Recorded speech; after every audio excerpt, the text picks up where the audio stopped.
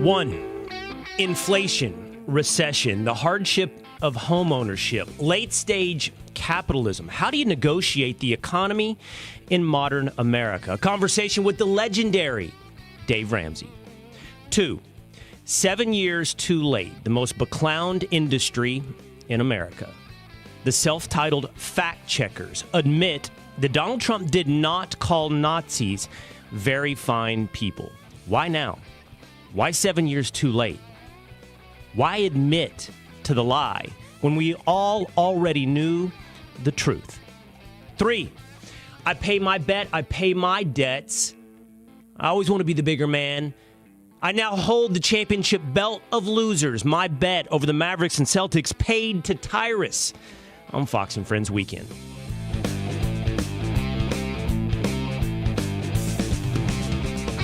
It is the Will Cain Show, streaming live at foxnews.com, on the Fox News YouTube channel, the Fox News Facebook page, and always on demand by hitting subscribe if you're listening on terrestrial radio. But you want to catch the Will Cain Show on your morning commute. You want to catch the Will Cain Show during lunchtime. Well, that means you just have to subscribe on Apple or on Spotify. Or if it's at lunch and you want to watch the Will Cain Show, just subscribe on YouTube, where if you're looking at me in video format this afternoon, you'll see me holding up my championship belt, my mini NWA World Championship belt for losers. 2-a-days, Young Establishment James, Tinfoil Pat. You saw me pay my debts. You saw me pay for the Dallas Mavericks losing to the Boston Celtics on Fox and Friends Weekend. We sure Consider did. the debt paid to Tyrus. What'd you think of the gun show? It was great. You know, you need a little more tan on your arms, but it's fine. That's all right. But you look good, and you paid off your bet. 16, 17-inch biceps. It was. I'll do the job. That guy doesn't bench 275, Wow. Young James. But Not yet. that was a combination of a farmer's tan and a TV tan on your face. When I was disrobing on Fox and Friends Weekend to pay my debt to Tyrus, laid out last week right here on the Will Cain Show, I had to wear a muscle T-shirt with Tyrus's name on it, a backwards hat, and display my miniature championship belt over my shoulder. It was revealed, you know, wiry, a little spindly, a little pale. But, you know, you got to pay your debts. And we'll pay that forward to you coming up a little bit later here on the Will Cain Show in the third segment today. We will play that moment when I horrified my co-host by taking off my suit, tie, and button-up to reveal my debts to Tyrus. That's coming up a little bit later on the Will Cain Show, but let's get into recession, inflation, the hardship of home ownership with story number 1. He is the host of The Ramsey Show. It is syndicated across this great land and has been for decades, one of the most successful radio shows in America. He's also the host of the EntreLeadership podcast, the founder and CEO of Ramsey Solutions. He's the best-selling author. He is Dave Ramsey. What's up, Dave? Great to have you on the Will Cain Show. Honored to be with you, sir. Thank you for having me. I'm a big fan, Dave, and not just when most people say they're a big fan, they mean it in a couple of ways. They mean it sycophantically. They mean it as in they like what you have to say. But I'm also a big fan in the business and the empire that you have built in the media. And as somebody else who is also in this industry, I look at you as someone unique and interesting in a world chasing virality and clicks. You've built a legitimate business. And I want to get into that with you here today. I have genuine curiosity and fandom on what you've been able to build with Ramsey Solutions. But let me start with this. I've got a president. I've got many economists. I've got friends in banking who talk about a soft landing, that we're going to be fine, that the economy is on the mend. I've got others who point out we can't tame inflation, and therefore we can't bring down interest rates. And if we can't bring down interest rates, a bottomless pool of debt is going to come due and cause bankruptcies and forcing us into a recession. So I know you deal with how individuals and personal finance should position themselves in the economy. So I think I just want to start with, can you let us know, like, what do you think? Where are we in this economy? You know, it's kind of weird. There's segments of it that are just struggling and suffering and hopeless, and there's other parts that are just booming. It's a weird, usually like everything's bad, going bad, and, you know, we've got dark clouds or the sun is out, you know, one or the other usually. But this has got segments of everything, and it's still, I think the disruption in the economy from the pandemic is still rippling through. We're still seeing some of the tail end of those waves moving through. The current administration is just they're asleep at the wheel on the things that they could do or could have done all along. And there's just some forces that are happening out here that are just wild. So there's some things to be hopeful about, but there's also some things that are really scary. Well, we have to understand where we are to understand where we're going, but also to help us inform the decisions we make as individuals. And again, I think that's what you've done for decades, is give people good advice on how to deal with their own financial decision making. But at the core of often your message, and I think at the core of a macroeconomic situation, is the role of debt. And I live in Dallas, Dave, and real estate is booming in Dallas and has been for quite some time. There's a ton of people moving to Texas. But there's a lot of real estate out there that is, being built, all of it, on the back of debt. And with your interest rates staying so high, I think everybody's just nervous. So, like, all of us sitting here owning homes, all of us, I'm sure, listening, against your best advice, Dave, have credit cards. All of us have some measure of debt. So how do we think about debt right now in 2024? Well, debt equals risk. More debt equals more risk. Less debt equals less risk. It's a pretty simple grandma's formula, live on less than you make idea. And of course, that's what we've become known for at Ramsey and have talked about, like you said, for decades.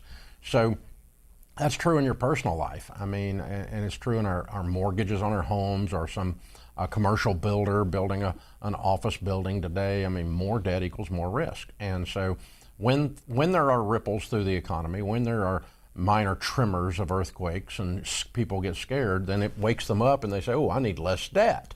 And so, yeah, that's exactly where we are. But we're at record levels on credit card debt. We're at record levels on car loans. We're at record levels on mortgages. And, 6% interest is high compared to 3%, but it's really low compared to 10%. And we've had boom economies at 9 and 10% interest and 8% interest. And so the interest rate in and of itself is not what's driving the housing market. The shortage of inventory is what's driving the housing market. In Dallas and Nashville, where I live, and these cities in Tennessee, Texas, and Florida, where people have moved to when they moved away from some of these other disasters that they lived in. We're seeing this huge migration, probably the largest in American history, if you don't count like the Dust Bowl and some things like that. But it's crazy. So that demand in your market or my market versus the number of houses available, simple supply demand, a lot of people chasing very few houses, drives the price up. It always has on any good and service. Anytime you got a shortage, you're always going to see a price increase. And so that's where the real estate boom is coming from, is we have a lack of inventory. And the weird thing is, the new housing starts aren't there. And I was with a home builder this morning having coffee, and I'm like, dude, I mean, if you would build in the right price range, you could sell every single thing you built right now. Oh, well, interest rates are high. And I'm like, yeah, but there's a shortage. There's a huge shortage.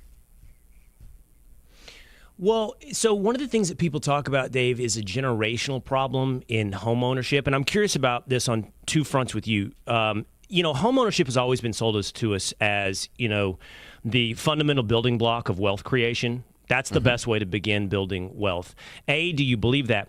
And B, what about these younger generations that feel like they're being boxed out of homeownership, whether or not it's Gen Z or even millennials, which I believe are now in their 30s, millennials, who have either because of a shortage of inventory or because, harder access to loans, having trouble buying homes. Like this seems to be becoming a bigger political issue. Like, I can't access the American dream. Yeah. Well, I think the problem is this. Anytime you have a financial crisis in your personal life, or even if you're looking at a macro situation like we're talking about, you cannot analyze the whole subject based on the current snapshot. You can take a picture today and say, Gen Z is screwed on home buying, because it's really tough for them. The current house price, the current interest rate has grown way faster than their wages have grown. And so, like you said, it's boxing them out. And there's a lot of them are buying houses. A lot of them are figuring it out. A lot of them are on an individual basis are working their way through it. But as a macro statement, it's tough right now for Gen Z. But if you take a snapshot and say, okay, that's it, they'll never get a house. Well, that's being a drama queen. Because at that point, you're saying this moment in time is all that's ever going to be. And if you've got a crisis in your personal life, you just filed bankruptcy, you're going through a divorce, well, that's it. Snapshot. Worst time of my life, that's all I'm ever going to have. Of course not. Things are always going to get better, they're always going to get worse. If you took a snapshot of the baby boomers, my generation, in 1983, interest rates were 17%. Baby boomers were boxed out of the housing market. They couldn't buy a house. You couldn't afford it. But that was just a snapshot. It was a moment in time. So what will happen with this inventory situation, what will happen with these interest rate situation that we're in today, is it will change. There will be a time that you will not be boxed out. It's not a permanent equation. That's drama queen stuff. Out of curiosity, Dave, what do you think about the commercial real estate sector?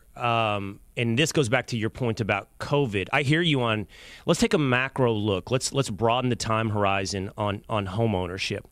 But have something fundamental changed with COVID where, people aren't going back into the office and our demand and our need for these high rises and these towers and these office parks aren't what they once were? And so we've got a bunch of commercial real estate now sitting there distressed, waiting to pop because of interest rates. Like, what do you think has changed when it comes to how we work after COVID? Well, obviously, more people are working at home than ever before, other than during the actual lockdown itself. But the question is whether you believe, again, a snapshot or a film strip. If you take a snapshot at this moment, you'd say, well, owning an office building is a ridiculous idea because everyone's working from home. Well, they're not, okay? They're not. I got 1,100 folks on our team. We work at work. All of us are here. I don't turn on Zoom. I hate it. I want to meet with human beings in person and have actual meetings with humans. And because I can feel what's going on in the room, I can smell the air, I know what's up, the body language, everything's different when you're not doing it digitally. So anyway, and we're seeing a trend of work from work. We're seeing a lot of people move that direction. But overall, there's a move to work from home. And there's a request by the Gen Zs and the millennials to work from home more than ever. The number one reason we've lost team members in the last year, turnover, very low turnover, but the number one thing is they want work-life balance in air quotes, and I'm going to work from home. Translation, I'm really not going to put in an eight-hour day. I really want to be at home with my family, and we're going to call that work from home. So I want to change to a part-time job and get paid for a full-time job. That's what is actually occurring. The problem with that is it's not sustainable for companies because the productivity sucks. So there's a few things you can do, work from home, that the productivity doesn't tank, but anything that's creative and vision and groupthink, and we're working on a project together, pushing things through, all of that work from home sucks at. If you want to write code, you can do that from your bedroom. That's fine. It's a task thing. But if you want to design the program and lay out for the guy that's writing the code, you probably need to be in the office. And so anyway, I think office buildings, if they're going down in value in some markets, are going to be a good buy. I'm probably going to buy some of them.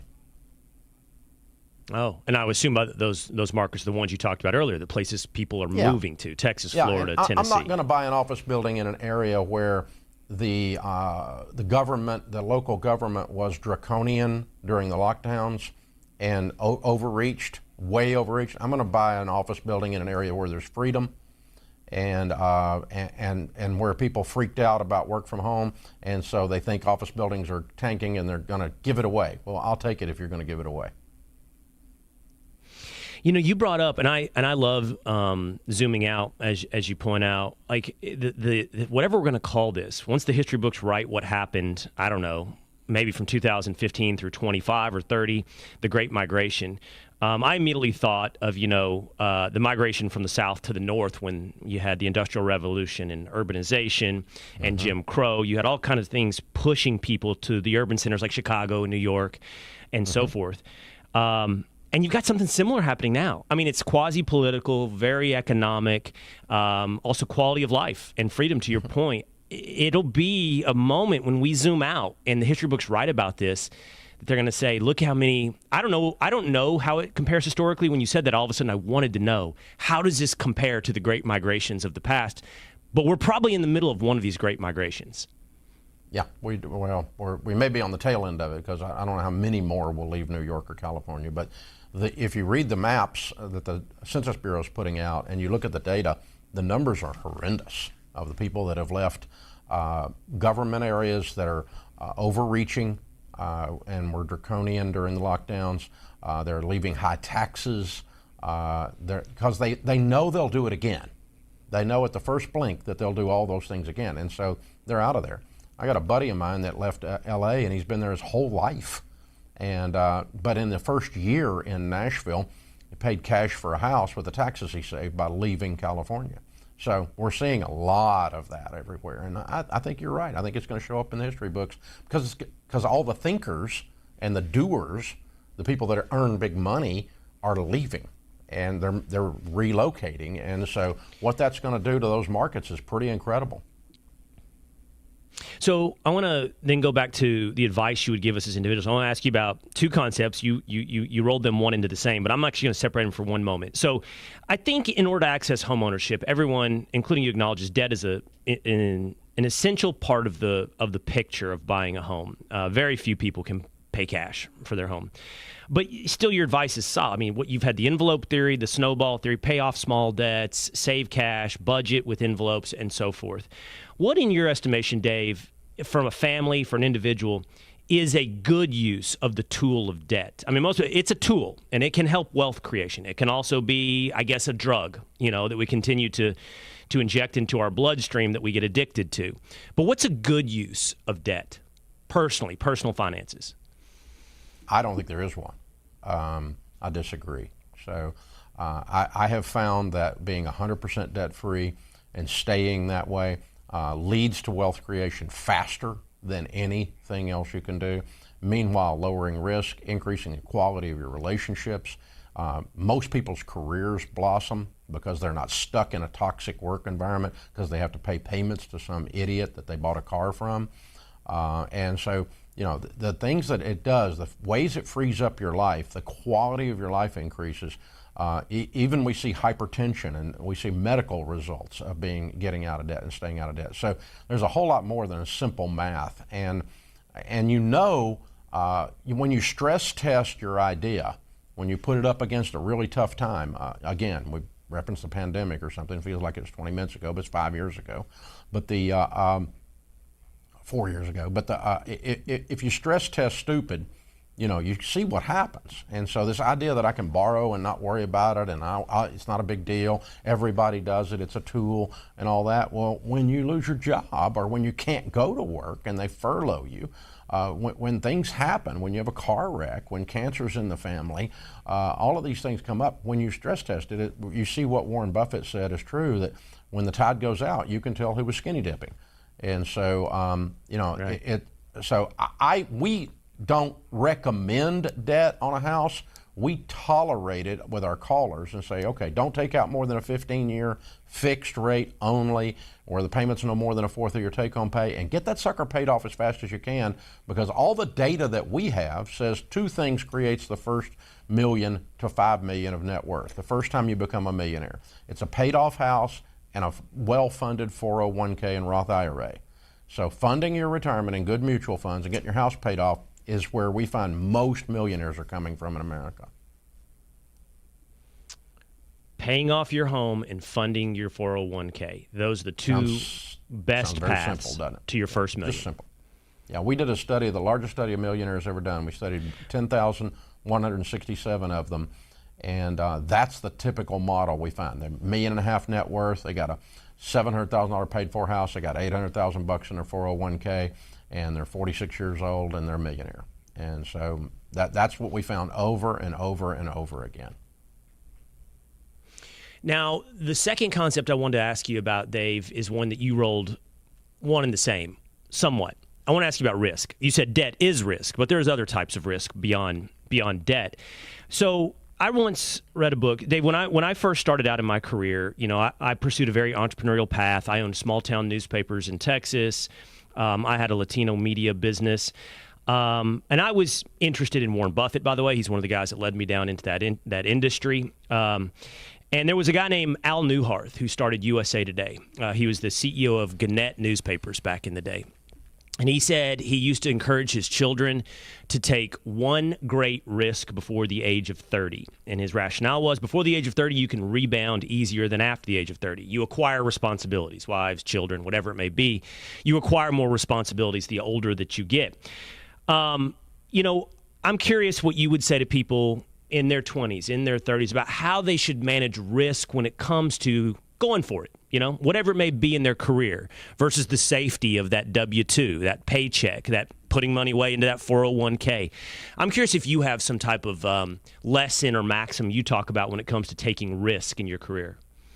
Yeah, I think taking risk the rest of your life is a good thing. It makes you alive. It's adventurous. It's a good thing. But the rule I use for risk in business or career management or those kinds of things comes from Jim Collins, our friend that wrote the book Good to Great. And he says before you shoot a cannonball, which takes a lot of powder and is a big deal, shoot muskets and make sure that you can get your target aligned. And so take risks with smaller things, smaller bites. So you don't have to take a risk and say, if this doesn't work, I'm bankrupt, but I'm going for it. You don't have to do that. That's not necessary in today's world. You can start side gigs, you can start side hustles. A lot of things that we do in today's world, an entrepreneur, we coach a lot of entrepreneurs, about 10,000 small businesses, and we tell them take small risks, but take a risk every day. So for some people, the idea that I would ever leave the quote unquote safety of a W-2 job and opening a business is an anxiety-producing statement. Just to say that, they get all tight, But that's not what I definitely would do that. But just to go in and quit and have no idea, or I'm going to go $150,000 in debt to open a restaurant and I've never cooked anything that anybody bought, people do that crap. That's not risk. That's foolish. That's rash. And so calculated risk, where we calculated and we got alignment with the musket balls first. And so, you've had a catering business running out of your basement for 4 years, and you're already making with that on the side what you used to make at work. Well, now it's time to open a restaurant maybe. But I've never cooked anything, and I heard somebody say once at my barbecue that I ought to open a barbecue restaurant. Well, crap, just meet everybody in Texas, right? I mean, come on. That's ridiculous. So, no, you don't do that. Yeah. Well, a little bit of biographical stuff that I'm curious about now as well. Your lesson and your advice when it comes to debt is hard earned. I mean, it's through your life experience, not just academic, right? In the 80s, early in your career, I guess you learned the lessons of debt the hard way. Well, I did. I grew up in the real estate business, and one of the things in the real estate business they do is they take your risk meter out and hit it with a hammer and break it, where you no longer measure risk at all. It's just everything's good. All debt is good. Borrow all you can, buy all you can, and the nothing down real estate movement, it's not new because of TikTok. It's been around for a while. It's not new because of everybody that's renovating a show on cable TV. But yeah, I was doing Flip This House before Chip and Joanna were born.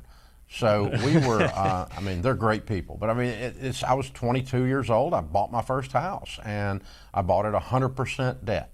I didn't have any money, and I flipped it, and I made a little money, and I did that over and over again. I made money, and then I had $1.2 million out with one bank, and I had about $3 million worth of debt total, and I was flipping, and I owned a bunch of rentals at the time too, and I had grown $1 million net worth by the time I was 24 years old, and 25 years old, and so I was making $200,000 a year in 1983, which is probably like $500,000 now. It's a lot of money. Especially for a hillbilly kid like me. And but the bank got sold to another bank, and some guy in another city looked down and said, there's a kid in Nashville owes us $1.2 million, and he's flipping houses. This looks scary. Let's limit this relationship, which is banker talk for screw him and ruin your life. So they called our notes, and we spent the next 2.5 years of our life losing everything we owned. And so we went straight up and straight down. There was no middle ground with any of that. It was a wild ride. So yeah, I've got a PhD in DUMB. I know what stupid looks like. I've looked at it in the mirror. And so, and we hit bottom at age 28 and got the opportunity to start again and try to learn from our lessons. And that's when I started studying old rich people. And not young rich people. I had been him. I didn't want his opinion. But I started talking to people with gray hair and no hair. And they said, live on less than you make, have a budget, stay out of debt. It's the tortoise versus the hare.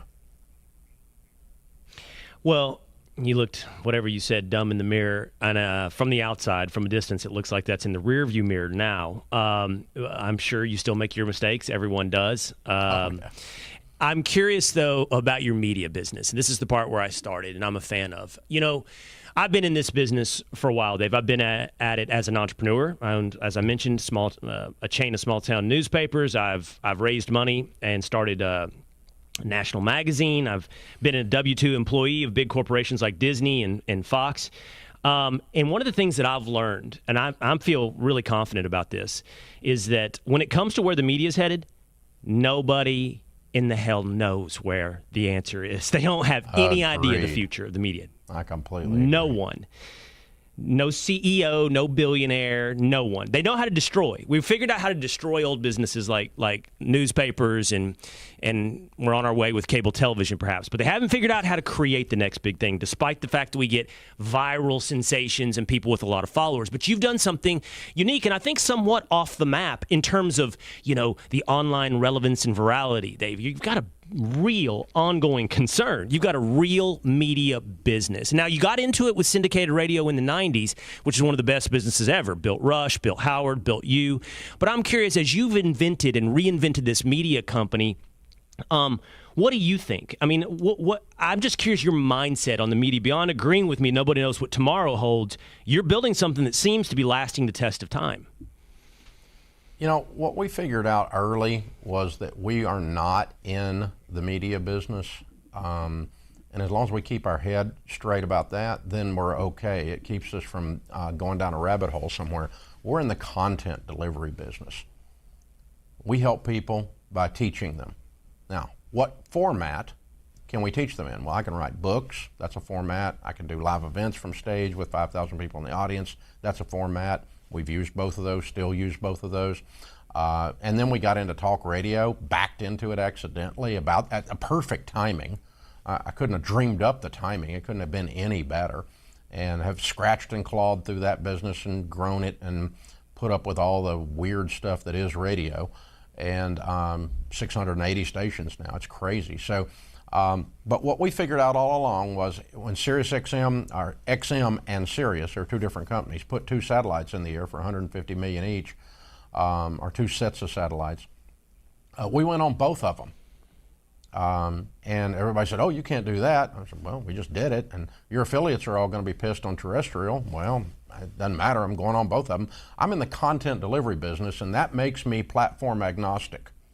And so I'm not going to bet the farm, talk about risk, on one platform.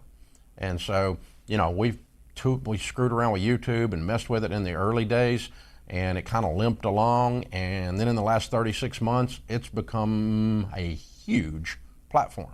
A guy walked in my office and said, I had this crazy idea, I don't know, 15 years ago, 10 years ago. He said, broadband is here, dial-up is gone. We need to do one of these podcasts. And I said, what's a podcast? And he's like, whatever. And I'm like, well, okay, but I'll try it, I guess. Well, nobody in talk radio wanted to do them because they're all worried about their affiliates or worried about putting up a paywall or whatever. We didn't put up a paywall. We just put it out there. And it's huge. I mean, we've had, we're number 1, 2, 5, somewhere in there, bouncing around on Apple now. 1 billion downloads. It's crazy. But we're platform agnostic because that'll go away. It'll be MySpace someday. Right. And it'll change. And so I'm not going to bet the farm on one. We're on everything all the time. And if anyone wants to be pissed off, then I'm just not going to be able to be on it because we're not giving you an exclusive. And that's by the way, really quickly, Dave. That's given us the foundation to grow. and change. And so, Right. I mean, someday I'll be a freaking hologram in your living room. You know, I mean, I don't know. Well, do you feel any pressure? We'll leave it with this last bit here. Do you feel any pressure to be early? Meaning, Rogan gets to podcasts early and he benefits from that, for being real. And a lot of guys get to YouTube early and they benefit from that because it's nobody's an overnight success. They grind, and then you explode, right, on these platforms. So whether or not that's TikTok or whatever's next, Dave, do you feel pressure? I got to be there early with my content? We get there early just because we'll try anything. But again, we got on TikTok, and I hate it. I hate TikTok, but on a personal level. But it's fabulous for business. And it's, we just got back from a trip, and I was in Iceland, and a kid runs over to me, 23 years old. He goes, "You're that guy on TikTok." Good God. Where else do you get that, So, Right. it's, so yeah, we're going to be there early. But again, we're not going to put all our weight over there until the thing starts giving us reason to put weight on it. We're just going to touch it, just Right. enter into it gradually. And that's why, even though we were on podcasts before Rogan, he kicked our butts in the podcast world. But overall, we kick his butt on the overall footprint. So, but again, he was trying to do that one thing, and he's the world's best at that. He's really good. Joe's show's incredible. Right. Well, like you said, you've been the guy that somebody runs up to you and says, "I listened to you on radio." Now you're the guy. You're that guy from TikTok. So we get the point. When nobody knows where the industry's headed, you might as well be everywhere to see where it will go. It's been an awesome conversation. Dave Ramsey. We'll check you out, by the way, on TikTok, YouTube, radio, books, and everywhere else you are with Ramsey Solutions. Thanks so much for being on the Will Cain Show today, Dave. Well, our honor to be with you. You guys are doing a great job. Thanks for having me. All right. Take care. There he goes.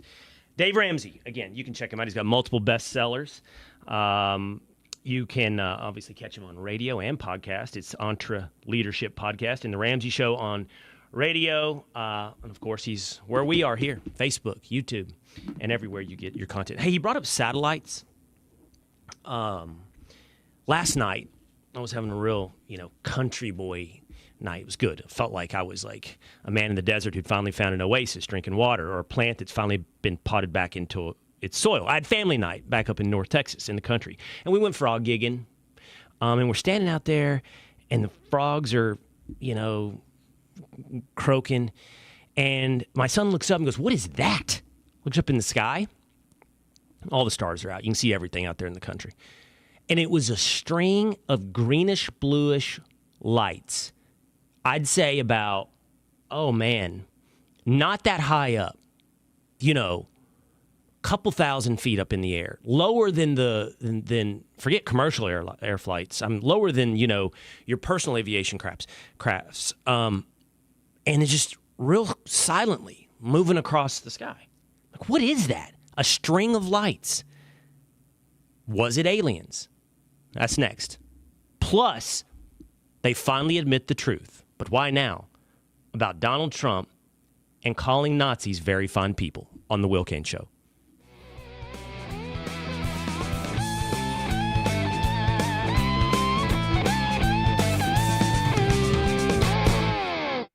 The world of business moves fast. Stay on top of it with the Fox Business Rundown. Every Monday and Friday, Fox Business reporters, anchors, and hosts will bring you beneath the stock market speculation and boardroom drama to tell you about the biggest business stories of today. Whether you're on Main Street or Wall Street, Fox Business is invested in you. Listen to the Fox Business Rundown every Monday and Friday at foxbusinesspodcasts.com or wherever you download your favorite podcasts.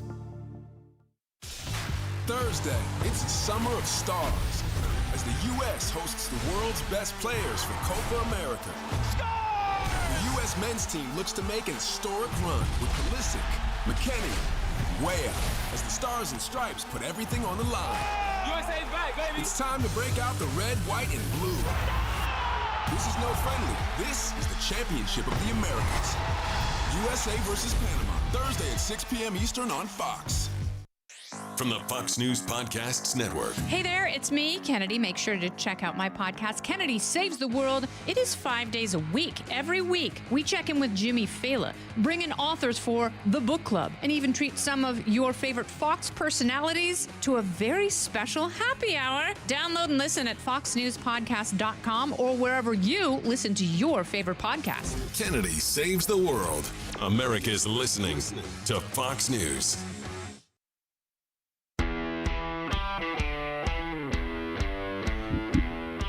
Yeah, it's notable. It's interesting. Maybe it's important that Snopes, self-anointed fact checker, finally admits that Donald Trump did not call Nazis very fine people. But maybe the more important point is why. It's the Will Cain Show, streaming live at foxnews.com, on the Fox News YouTube channel, the Fox News Facebook page. Hope you'll always join us, 12 o'clock Eastern Time at YouTube or on Facebook. And while you're there, just hit subscribe to the Will Cain Show. It's somewhere under the text description of this live stream. That way you can hang out with us all the time. I mean, my memory is failing the older that I get. Somebody asked me the other day, hey, what's some of the favorite interviews you've ever done? And I'm like, I don't know. I need to sit down and make a list. And then somebody separately asked me, who have you ever interviewed that it's just like, wow, that's not the person I thought they would be? And I was like, I don't know. My memory is failing, and I need to write all this down. Or you could subscribe to the Will Cain Show on YouTube, and you could find them all, like, I don't know, interviews with Dwayne "The Rock" Johnson, former President Donald Trump, Tony Robbins, Dave Ramsey, Dave Portnoy, and more right here by subscribing to the Will Cain Show on YouTube. So last night, decided to do a little frog gigging. My oldest son had a friend visiting from New York, so we were like, well, let's just get as country as we can get. So we loaded up in like a 1984 Bronco, which looked like a murder starters kit. We had several shotguns, a frog gigging pole, chemicals, rope. It looked like we were out ready to, become the next Richard Ramirez. But instead, we were just looking to take down some frogs. We didn't. We failed. You know what's shocking about frog gigging? By the way, we don't kill them. We got a real cool frog gigging pole. It doesn't stab them. It just kind of snaps close some jaws around their body. And then you can pry open the jaws, and they're fine. You can let them go. But, you hear all this racket from frogs, and when you finally spot one often, they're tiny.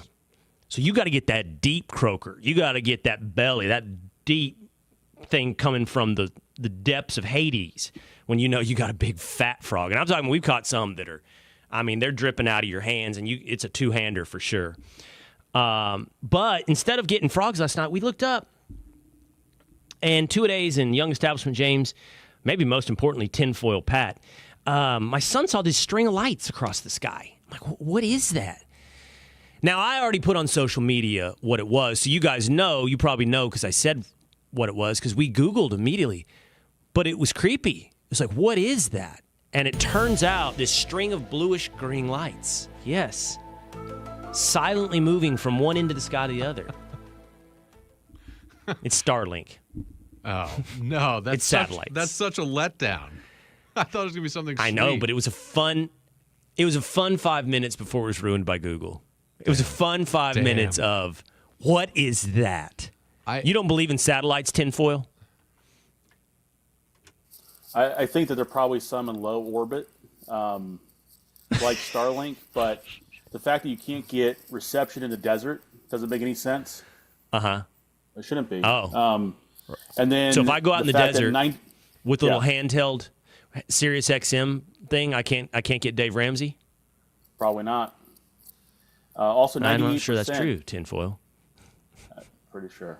98% of the internet connections on Earth are via deep trench wire connections from continent to continent. So I don't know. I just think a lot of what we're being told is a little bit fascinating. Okay, thank you for that. I'm going to squint for a little while and see if I can see what you're talking about. What do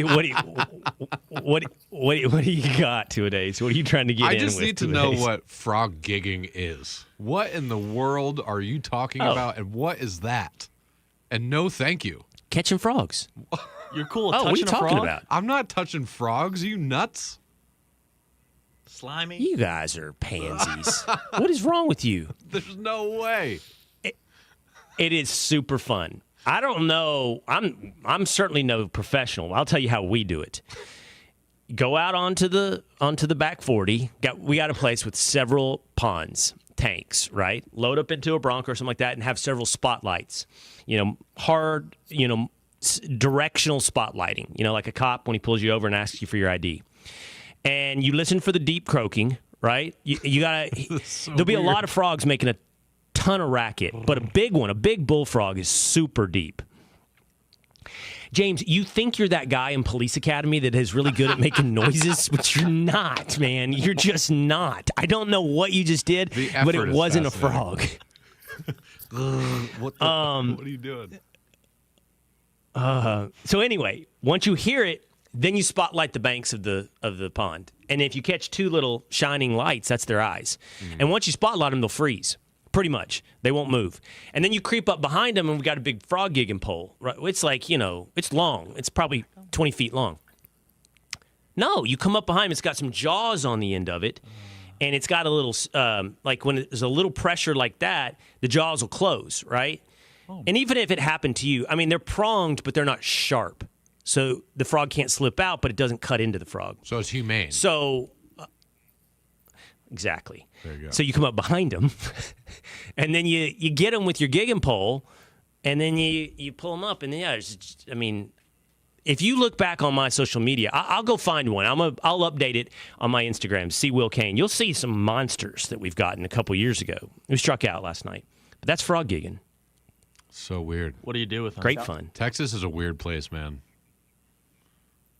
Well, I don't know that's just Texas, but with our pole, we can throw them back. If you get the kind that stab them, then you're signing up for some frog legs. And you'd eat frog legs. They're like chicken. I would try it. I would try it. This sounds fake too. Okay, thank you, tinfoil. Sounds fake. All right, I'll tell you what was fake. Was the idea that Donald Trump called Nazis very fine people. 7 years ago, in the wake of Charlottesville, that's what was claimed by everyone in mainstream media, and to this day by Joe Biden. Joe Biden has said that moment in Charlottesville is what inspired him to run for president. The idea that Donald Trump got up there and said there's very fine people on both sides, including the Nazis. That is what you would hear. I don't know what you would hear today, but I can guarantee you that's what you would hear for the better part of the last half decade on CNN. Finally, this week, just the other day, late last week, Snopes, a self-styled fact checker, admits Donald Trump did not call Nazis very fine people. This wasn't a hard fact check, by the way. It should have taken 7 years, because all one had to do was listen to what he had to say beyond a very tightly self-selected and edited clip, or beyond the characterization and paraphrase of some untrustworthy quote-unquote fact checker or journalist. Just listen to Donald Trump, like I'm going to allow you to do right now, about what he said back then in Charlottesville. But you also had people that were very fine people on both sides.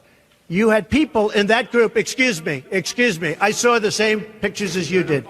You had people in that group that were there to protest the taking down of, to them, a very, very important statue and the renaming of a park from Robert E. Lee to another name. Robert E. Lee are not the same. Well, no, George Washington was a slave owner.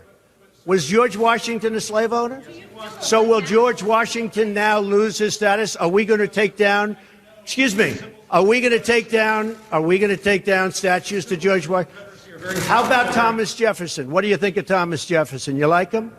Okay, good. Are we going to take down the statue? Because he was a major slave owner. Now, we're going to take down his statue. So you know what? It's fine. You're changing history. You're changing culture. And you had people, and I'm not talking about the neo-Nazis and the white nationalists, because they should be condemned totally. But you had many people in that group other than neo-Nazis and white nationalists, okay? And the press has treated them absolutely unfairly. So amazing. He explicitly had said, I'm not talking about the neo-Nazis and the white nationalists. They should be condemned. That was in his words, repeated on twice occasions. But he also acknowledged that there was a legitimate debate to be had with sincere people that he called very fine people about the merits of the protest that day in Charlottesville. Now, are we suggesting that everyone who opposes Robert E. Lee's statues being taken down, or Thomas Jefferson's, or George Washington's are Nazis? Is that the implication? Because I think that's a pretty extreme position to hold.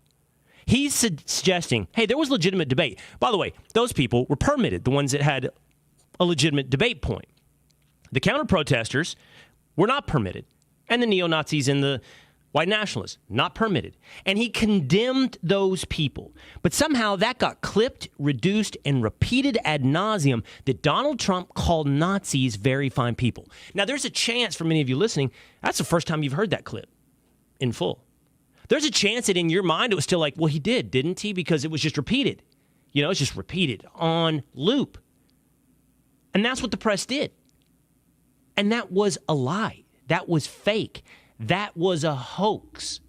Like so many other hoaxes, like the Steele dossier, like the Russia collusion hoax, like the fact that America and Donald Trump knew that Russia was paying bounties to kill American citizens, like the Hunter Biden laptop is Russian disinformation hoax, and on and on and on. There's several people out there who have collected, and it numbers well into the 20s, above the 20s, the number of hoaxes that have just been accepted because they get repeated on loop by the quote-unquote respectable members of the media. But when you hear something like I just played for you, and you measure that against the story that was sold to you, how do you ever trust them again? Now, there are still people that just won't believe it. I saw after Snopes pushed this out this week, people commenting, who got to Snopes? Is there a Trump member on their board? You know, on and on. We all heard him say it. We can believe our eyes and our ears. Did you hear him see it? Say it. Did you ever hear the clip I just played for you? Did you hear exactly what he just said? There's some people who still just would rather believe the lie than to hear the truth. But I think the most interesting question may be, why now for Snopes? I mean, why? 7 years later. Why now admit to the truth? It's been obvious for quite some time. It was obvious from day one. You could listen to that full clip in context. It didn't take deep investigative research. So why now? That's interesting, right? Will Joe Biden repeat that lie on Thursday night in the CNN presidential debate, which will be simulcast on Fox? He said it's why he ran for president. Will the campaign continue to, as they have for years now, say that Donald Trump called white nationalists very fine people? Will anybody fact check it? Will anybody bring up Snopes? If so, why are they selling out Joe Biden right now? One of the main pillars of his reason for running for president. Why would they take away that talking point? Why now?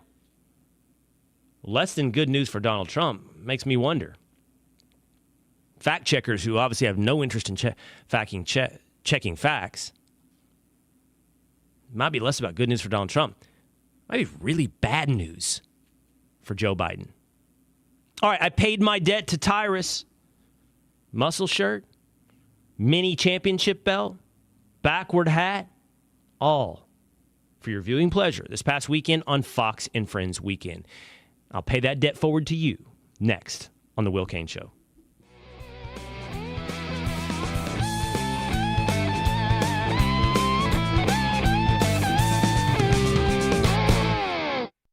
Stay on top of the latest forecast with America's Weather Team in the palm of your hands. Here's the latest from America's Weather Center. It's Fox weather updates throughout your busy day, every day. That heat's going to be out there for one more day. Temperatures being 30 degrees above average. Put the power of over 100 meteorologists and the worldwide resources of Fox in your hands with the Fox Weather Podcast. Precise, personal, powerful. Subscribe and listen now at foxnewspodcasts.com. Saturday is baseball night in America on Fox. What a catch! The brightest stars. There we go! And the biggest games take center stage. Oh, baby! This week, Shohei Ohtani and the Dodgers battle the Giants. That is a monster shot! Or Corey Seager and the Rangers take on Gunnar Henderson and the Orioles. Wow! It's Baseball Night in America, Saturday at 7 Eastern on Fox. The world of business moves fast. Stay on top of it with the Fox Business Rundown. Every Monday and Friday, Fox Business reporters, anchors, and hosts will bring you beneath the stock market speculation and boardroom drama to tell you about the biggest business stories of today. Whether you're on Main Street or Wall Street, Fox Business is invested in you. Listen to the Fox Business Rundown every Monday and Friday at foxbusinesspodcasts.com, Apple, Spotify, or wherever you download your favorite podcasts.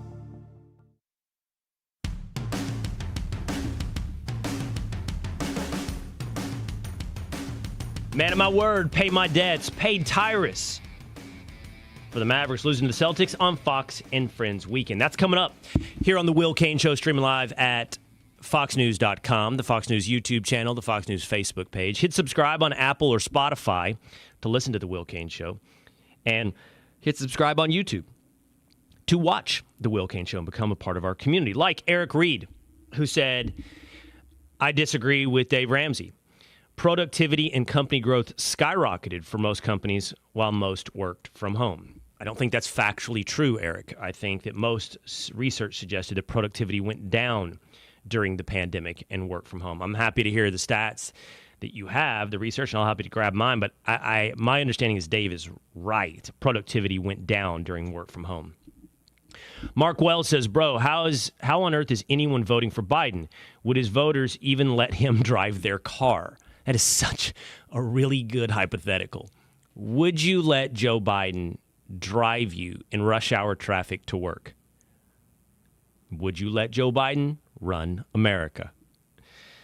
Brandon Connor says on X, I actually listened to Dave Ramsey in 2007 to get out of debt, and here we are. I'm debt-free. That's great. Congratulations, Brandon. I'm sure it's not just financially healthy, but as Dave pointed out, it's actually physically healthy. It's a lot of cortisol out of your system. Good for your stress levels. James Faw on X says, young people are too lazy to buy a home. They're waiting for mom and dad to leave theirs. I don't know, James. There's a lot of things to criticize future generations, younger generations about. Everybody wants to acquire wealth. I don't know that laziness is driving their lack of desire in homeownership. Although I will say, to your point, there's more and more people living at home at later and later ages. Denise Mize-Biet says on YouTube, the poor economy is trivial in comparison to what Biden has done to this country on so many other fronts. Open borders, for starters. And Don on YouTube says, what poor economy? There are some who think the economy's going great. That's kind of what Dave talks about. It's weird. It's a weird economy where there's a lot of insecurity, obviously high inflation, correspondingly high interest rates, threats to commercial real estate. If commercial real estate fails, threats to banks. If banks fail, threat to the economy and recession. Those are all real. Pressure on the poor and working class members of America because inflation is a tax on the poor. But yet there's a lot of people walking around going, it's going fine for me. Everything's going fine for me. Just makes me feel like we're skating out on thin ice in the middle of a pond.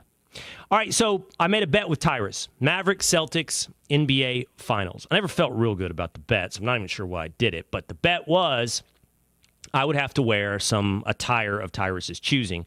A shirt that said I love Tyrus, whatever it may be, on Fox and Friends. My co-hosts this weekend, Rachel Campos-Duffy and Charlie Hurt, filling in for Pete Hegseth, didn't know what was going to go down. Producers didn't know. I just said, hey, in the 9 o'clock hour, I need a little bit of time here. I got to pay a bet. And this is how it went on Fox and Friends weekend. A small bet with Tyrus here.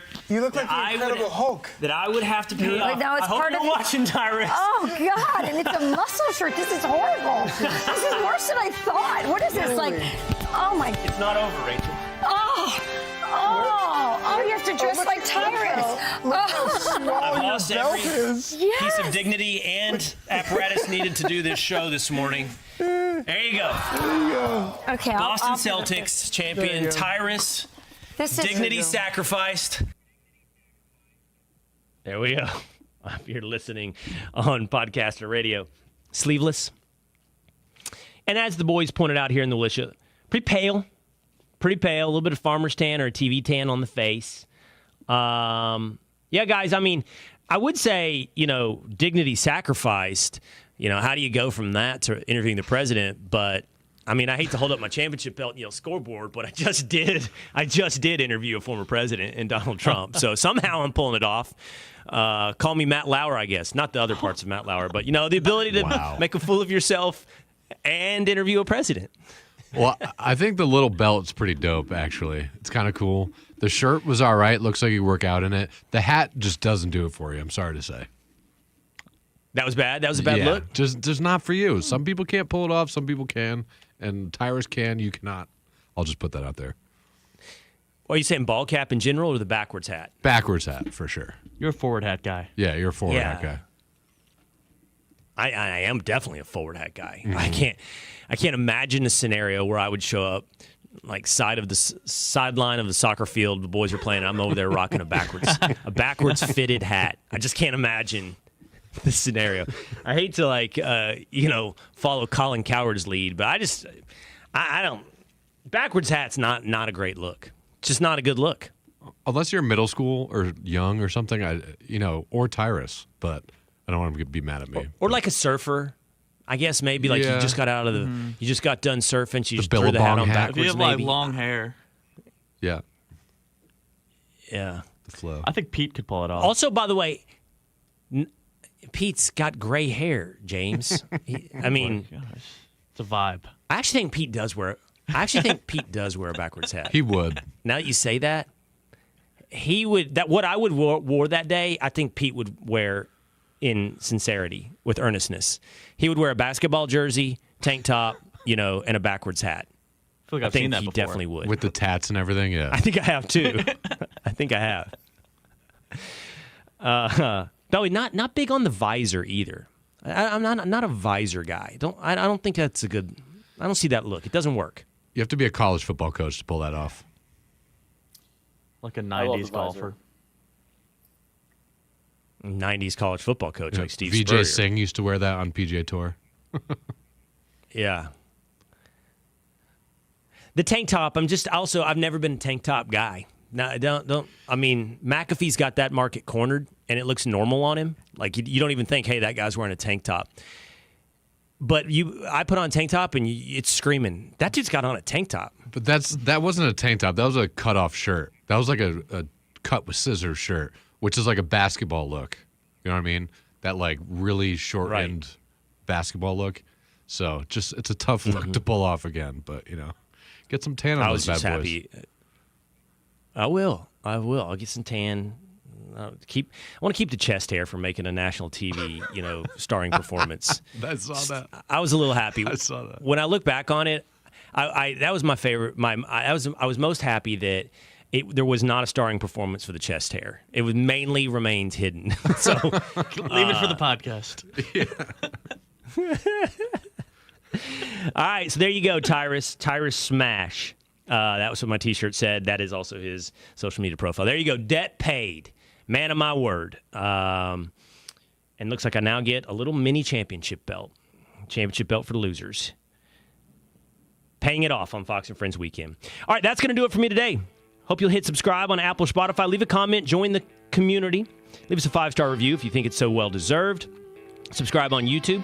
And we will see you again next time.